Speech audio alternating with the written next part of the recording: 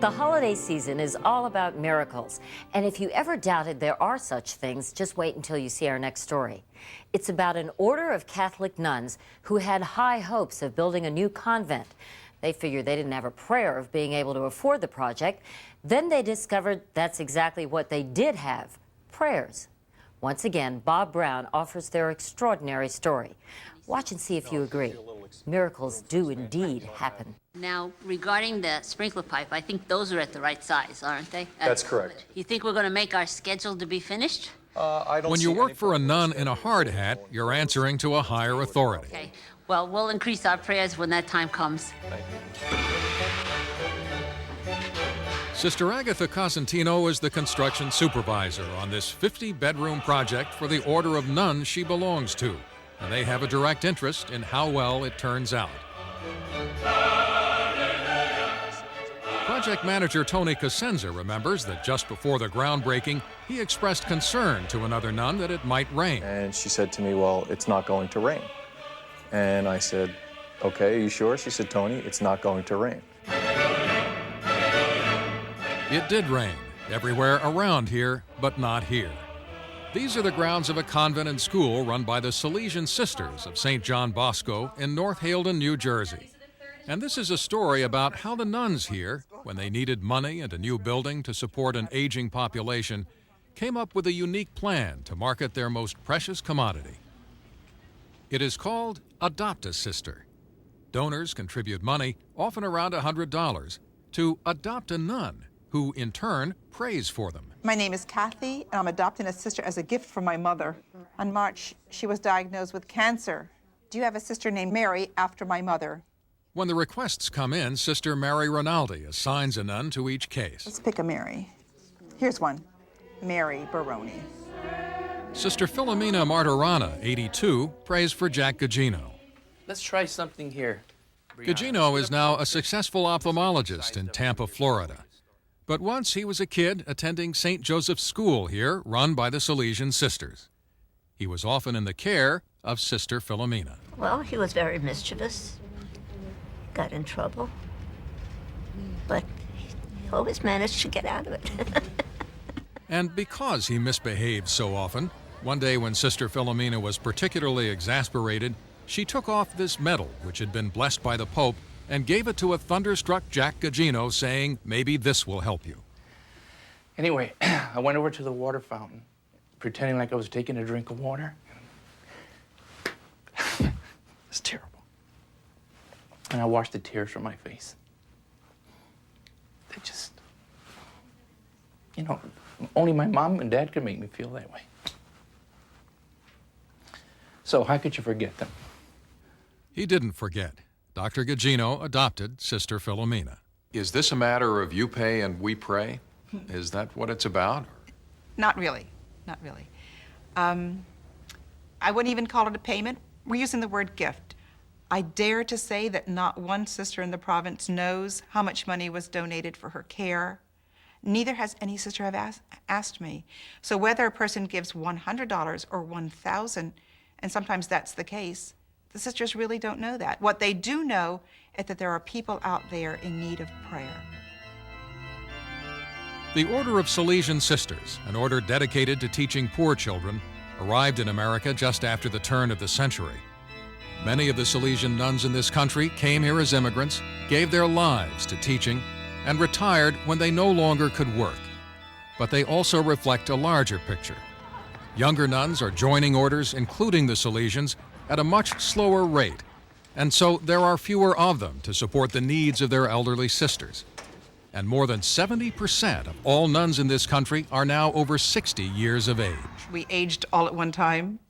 There is the finished project, what it will look like, and it almost looks like that. We're that close. And the idea of raising money for a convent by inventing the Adopt a Sister program came when Sister Mary was looking for suggestions at meetings like this one in Tampa, Florida. And a member of the audience stood up. He said, think of the concept. Here you are, nuns asking for money. But here we are, the lay people that need prayers. Can we put the two things together? He said, we have more need for your prayer than you have for our dollars. And I'm thinking, maybe he doesn't get it. I really need to build this house. And the concept was born that day in Tampa. Good afternoon, Salesian Sisters. When word of the program got around, soon people who had never known of the Salesian Sisters began to call or write with requests to adopt a nun. Howie Prince is Jewish. He read about the program in his local paper on Long Island and set up a meeting with Sister Mary in a kosher deli. He and his wife Marie wound up adopting 2 nuns, asking that their family be remembered in prayer. I am Jewish, so this is new to me, and being involved with nuns.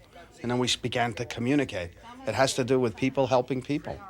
And it's very comforting to know that you have an army of nuns praying for you. An overwhelming number of prayer requests center on the welfare of families or on a need for strength in a crisis. Of course, no guarantees are implied, no vows of poverty are being violated, and everyone seems to understand that it's simply a method of doing what all churches have always done, raising money. But there have been success stories. For instance, Sister Claire Perino prayed for Julie and Chris Tonner of Chicago, who after 3 years of marriage and fertility treatments still had not conceived a child. You know, a lot of times when we thought maybe this time, and it just wasn't happening. I decided that my family needed prayers. It was actually Julie's mother-in-law, Betty, who adopted Sister Claire for her prayers. We got a letter from Sister Claire. She had one line that will stick with me forever. We must try to be convinced of God's goodness and generosity. We might be asking the Lord for an apple, but He wants to give us an orchard. Graham and Colette and Lauren and Nicholas Tonner were born on Father's Day, 1997. How could you not believe in the power of prayer?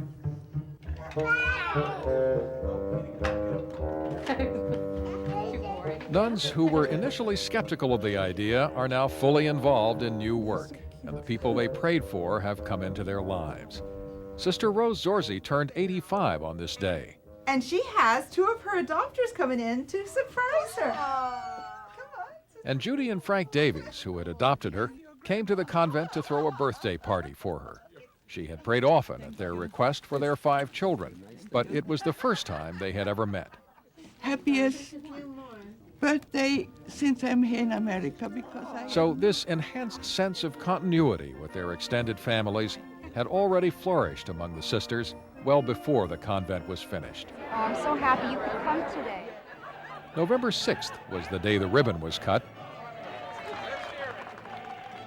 Needless to say, the contractor was on schedule and it didn't rain.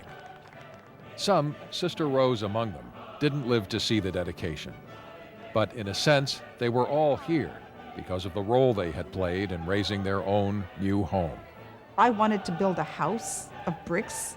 Well, I wanted to have the donations come in to build this home. It's just been reversed. Oh, she adopted me. We've built a family.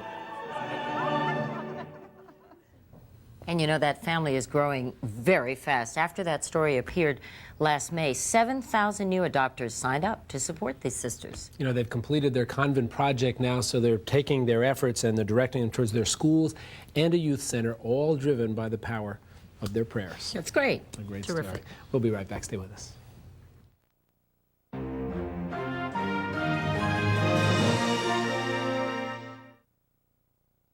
I may look young, but I still suffer from hot flashes. I wanted a natural way to deal with it. So I discovered a new soy menopause supplement for hot flashes. It's called Healthy Woman, from the makers of Monistat. That's right, Healthy Woman's from the makers of Monistat, a name I know and my doctor trusts. Healthy Woman's designed to help relieve hot flashes in a natural way. Now I can make an informed choice with new Healthy Woman from the makers of Monistat. You know how much Grandma wanted to be here for your first Christmas? You see, Grandma lives way down here, and you live way up here. Brian, your cousin, he's a little bit older than you. He lives here in Chicago, and your Aunt Lisa lives here in Baltimore. Uncle Ernie, way out in Hawaii. Oh, but don't you worry. We'll always be together for Christmas. Being together is the best part of the holidays, and Cheerios is happy to be part of the family. You just ate Dallas. What if we gave away a new 2000 Ford Taurus with every touchdown scored in every Bowl Championship Series game? Wouldn't you enter? Call now, 888-BCS-DRIVE to enter the Taurus Touchdown Drive Sweepstakes and watch the Bowl Championship Series beginning January 1st, only on ABC Sports. Coming up tomorrow night, a powerful hour, John Stossel with children who are desperate to belong to a family. Why don't the kids have a voice? That's at 10, 9 Central Time. And don't forget to watch 2020 on Wednesday.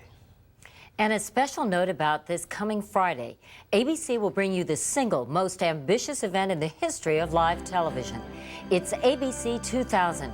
24 hours of continuous coverage, beginning with the first midnight to ring in the new millennium in the